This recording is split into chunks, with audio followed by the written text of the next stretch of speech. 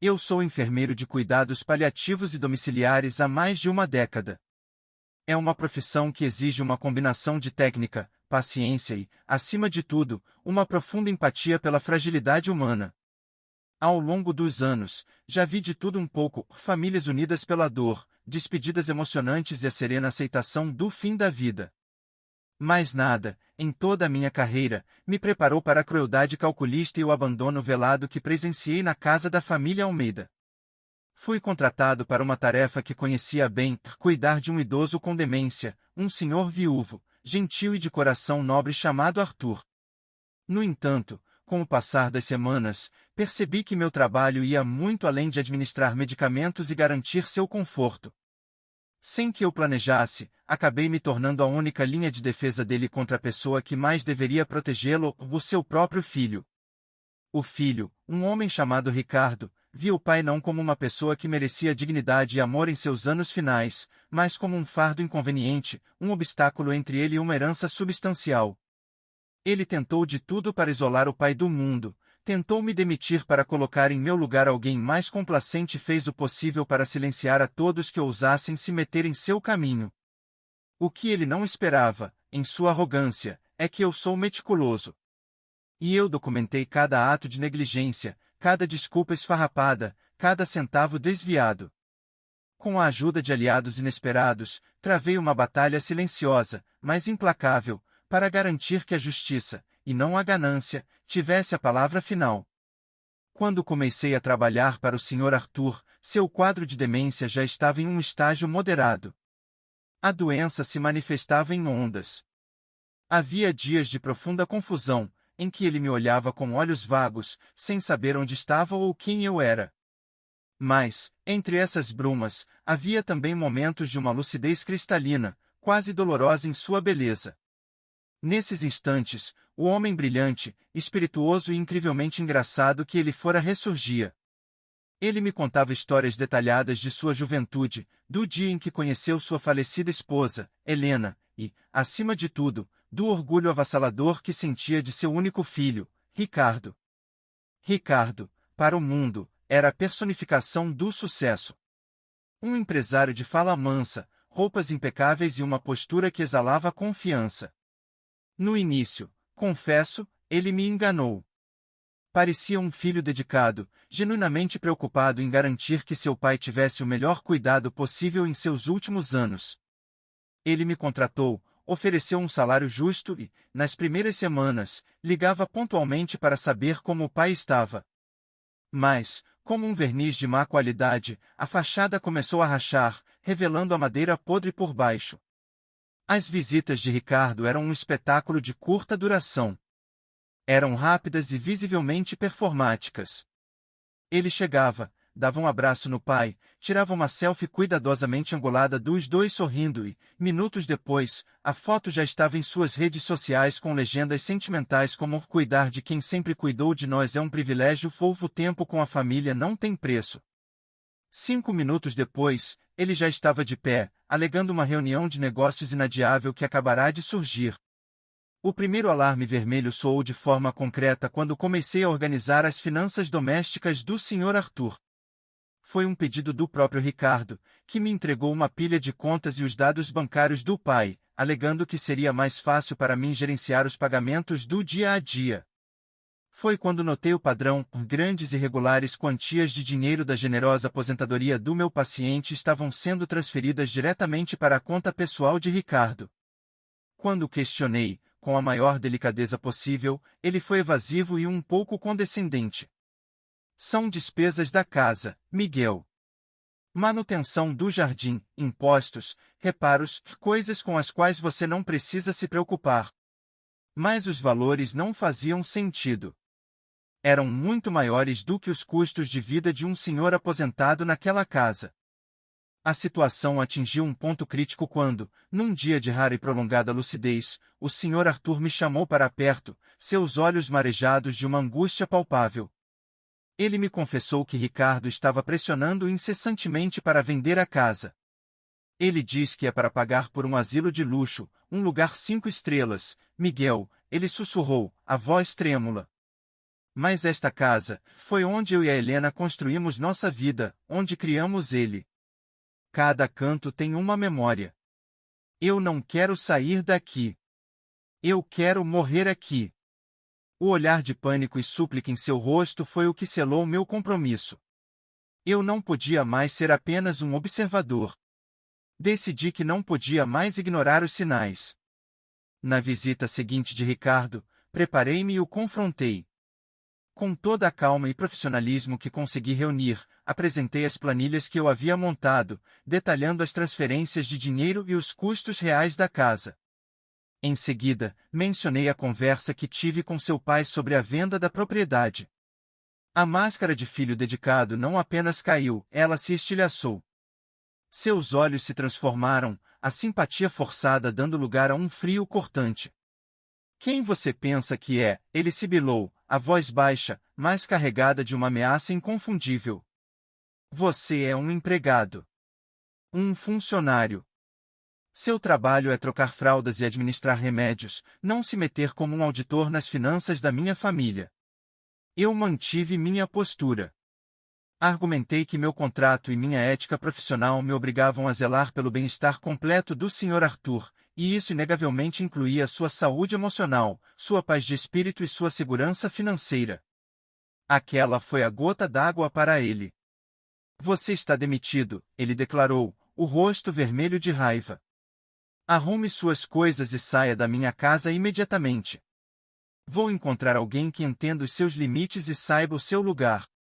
Eu sabia, naquele momento, que se eu atravessasse aquela porta, o Sr. Arthur estaria completamente desprotegido, à mercê da ganância do filho. Olhei firme para Ricardo. Eu não vou a lugar nenhum, respondi. Só sairei daqui com uma ordem judicial ou se o seu pai, em um de seus momentos de clareza, me pedir pessoalmente para ir. A reação de Ricardo foi de pura fúria. Ele me acusou de estar envenenando a mente de seu pai senil, de estar manipulando um homem vulnerável para tentar me beneficiar de alguma forma. Ele pegou o celular, gesticulando como se fosse ligar para a polícia, me acusando de invasão de propriedade e de me recusar a sair. Naquele instante, a linha foi cruzada. Eu não era mais apenas o enfermeiro. Eu era o obstáculo. E eu sabia que estava entrando numa guerra perigosa e solitária. Ricardo, no fim, não chamou a polícia. Ele era inteligente demais para isso, sabendo que um escândalo poderia atrair uma atenção que ele não queria. Em vez disso, ele optou por uma estratégia mais insidiosa, uma campanha de terra arrasada para me desacreditar e isolar seu pai. Ele ligou para a agência de enfermagem que me havia indicado, tecendo uma teia de mentiras sobre como eu era negligente, insubordinado e possivelmente desonesto. Começou a interceptar as ligações para casa, dizendo a velhos amigos e vizinhos do pai que ele precisava de descanso absoluto e não podia receber visitas. A casa, que já era silenciosa, tornou-se uma verdadeira prisão. Eu continuei meu trabalho, mas agora com um novo propósito. Passei a documentar cada mínimo detalhe com uma precisão obsessiva, a comida barata e de baixa qualidade que Ricardo trazia para economizar, as consultas médicas importantes que ele cancelava de última hora, os dias inteiros em que ele não fazia uma única ligação para saber do pai. Meu diário de enfermagem tornou-se um dossiê. Desesperado por ajuda, lembrei-me das histórias do Sr. Arthur sobre sua irmã mais nova, Clara, uma professora aposentada com quem ele não falava há quase 5 anos. O Ricardo nos afastou, ele me disse certa vez, num lamento. Disse que ela só estava de olho no meu dinheiro. Levei dias, mas depois de uma longa pesquisa em redes sociais e listas telefônicas, encontrei o contato de Clara. Liguei sem saber o que esperar, preparado para ser recebido com desconfiança. Quando expliquei quem eu era e a situação em que seu irmão se encontrava, houve um longo silêncio do outro lado da linha, seguido de um suspiro pesado e resignado. Eu sabia, ela disse, a voz embargada. Eu sabia que o Ricardo era capaz disso. Ele sempre teve inveja do próprio pai, do sucesso, da bondade dele. Clara me contou sua versão da história. Ricardo a havia envenenado contra o pai com uma série de mentiras, acusando-a de ser uma oportunista, até que a relação entre os irmãos se rompeu. Naquele momento, eu soube que não estava mais sozinho. Nosso primeiro aliado estava a bordo. O segundo aliado surgiu de uma forma completamente inesperada. Ricardo, em sua arrogância e para dar andamento ao seu plano, solicitou uma avaliação oficial do serviço social.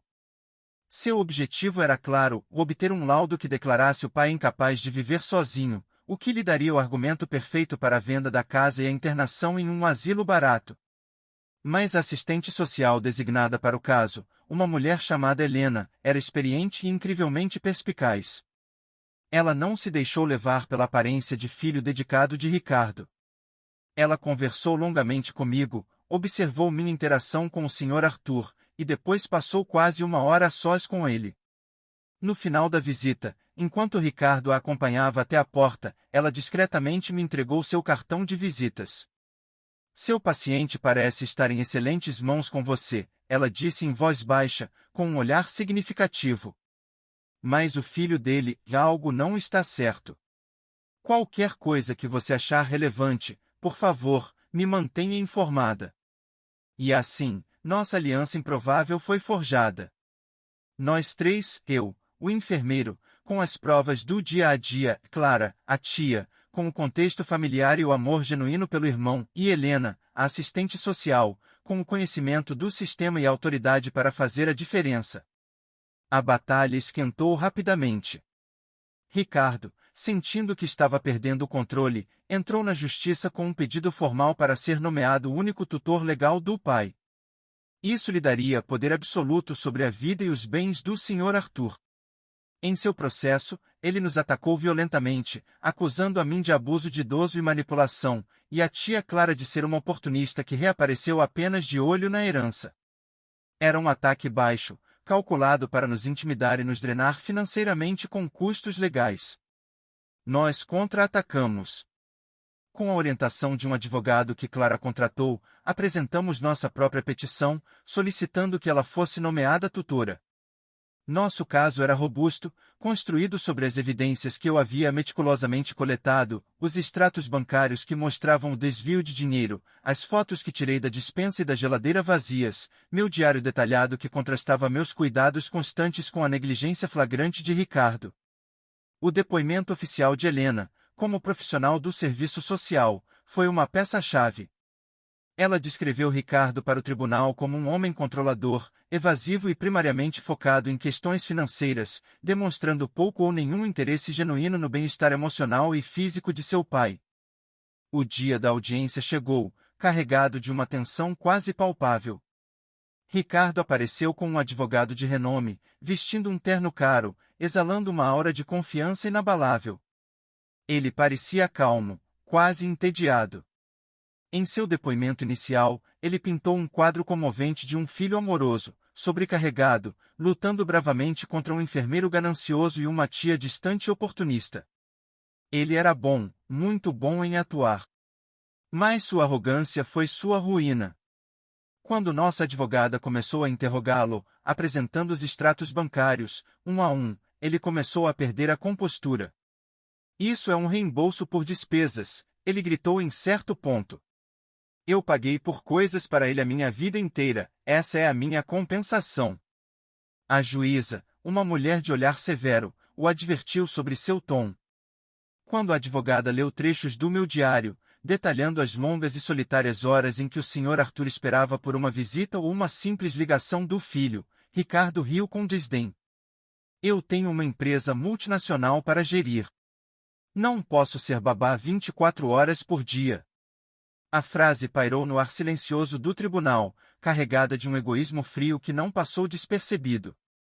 O golpe de misericórdia, no entanto, veio do próprio Sr. Arthur.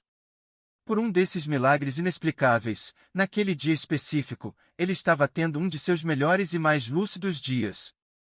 Percebendo isso, a juíza, de forma sensata, pediu uma pausa e solicitou uma conversa com ele em sua sala privada, acompanhado apenas por um oficial de justiça. Ninguém sabe exatamente o que foi dito naquela conversa, mas quando a juíza retornou ao tribunal, seu rosto estava impassível, a decisão já formada em seus olhos. A sentença foi esmagadora e final. Ela não apenas negou veementemente o pedido de tutela de Ricardo, mas concedeu a tutela legal permanente e restrita para a tia Clara. E ela foi além. Com base nas provas irrefutáveis de abuso financeiro que apresentamos, ela ordenou a abertura de uma investigação criminal completa sobre as finanças de Ricardo. É evidente para esta corte, declarou a juíza em voz alta, que o bem-estar físico e emocional do Sr. Arthur não tem sido a prioridade de seu filho. Pelo contrário, tudo indica que sua condição vulnerável foi sistematicamente explorada para ganho pessoal. Ricardo ficou sem palavras, o rosto pálido de choque. Sua máscara de sucesso e controle se despedaçou ali, publicamente. A investigação que se seguiu o levou à falência, forçando-o a devolver cada centavo desviado, com juros e multas. Ele perdeu tudo. Hoje, o Sr. Arthur vive na casa de campo da tia Clara, um lugar tranquilo, cercado de natureza. Eu não sou mais seu enfermeiro oficial, pois Clara agora coordena seus cuidados. Mas eu o visito toda semana, não como profissional, mas como um amigo. Às vezes, ele me reconhece e seus olhos brilham. Miguel, ele diz com um sorriso fraco. Você é um bom rapaz. Em outros dias, ele está distante, mas sei que está seguro, cuidado e, acima de tudo, amado. Ricardo desapareceu do mapa. Dizem que se mudou para outro país.